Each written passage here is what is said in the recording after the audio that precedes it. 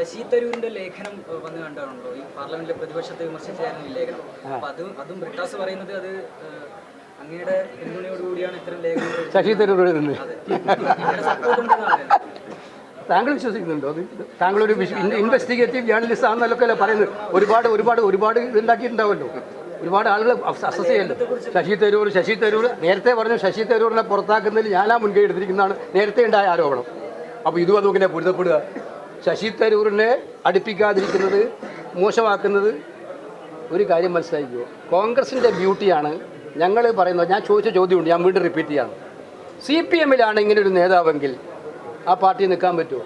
നമ്മൾ തൊട്ട് മുമ്പിൽ TP ചന്ദ്രശേഖരൻ്റെ അനുഭവം നമ്മുടെ മുന്നിലില്ലേ? അഭിപ്രായം പറഞ്ഞതിൻ്റെ പേരിൽ പറ്റിയത് പറ്റില്ല, അല്ല അഭിപ്രായം പറഞ്ഞാൽ പറ്റിയത്. അതുപോലെ ഞാൻ CPM-ൽ ഞാനിങ്ങനെ ആലോചിക്കായിരുന്നു, ശശി തരൂർ CPM പാർട്ടിയിലാണ് എന്ന് വിചാരിച്ചു. പിണറായി വിജയനെതിരാങ്ങാറ്റ് ഒരക്ഷരം മിണ്ടി പോയിട്ടുണ്ടെങ്കിൽ എന്തായിരിക്കും തരൂരിൻ്റെ ഗതി? ഈ പാർട്ടിയിൽ ഞങ്ങൾ ജനാധിപത്യ പാർട്ടിയിൽ കുറച്ച് അഭിപ്രായ വ്യത്യാസങ്ങളൊക്കെ പറയും, പക്ഷെ പാർട്ടിക്ക് ഐഡിയോളജി ഉണ്ട്, പാർട്ടി നയമുണ്ട്. അത് ഏതെങ്കിലും നേതാവ് പറയുന്നതുകൊണ്ട് ആ നയവും ഐഡിയോളജിയും ഞങ്ങൾ മാറ്റാറില്ല. ഞങ്ങളെ ഐഡിയോളജിയിൽ നയത്തിലും കൃത്യമായിട്ട് മുന്നോട്ട് പോകും. അത് ഏത് നേതാവ് പറഞ്ഞാലും ഇത് ഞങ്ങൾ വർക്കിംഗ് കമ്മിറ്റി എടുക്കുന്ന ഡിസിഷൻസ് ഉണ്ട്, തീരുമാനമുണ്ട്, അതുമായി മുന്നോട്ട്. അതിൽ ഡിബേറ്റ് ചെയ്യുമ്പോൾ അത് അവരുടെ ഇൻഡിവിജ്വൽ അഭിപ്രായമാണ്. അതിനൊരു സമയം നമ്മൾ കൊടുക്കും, അത്രയേ ഉള്ളൂ. Okay, thank you.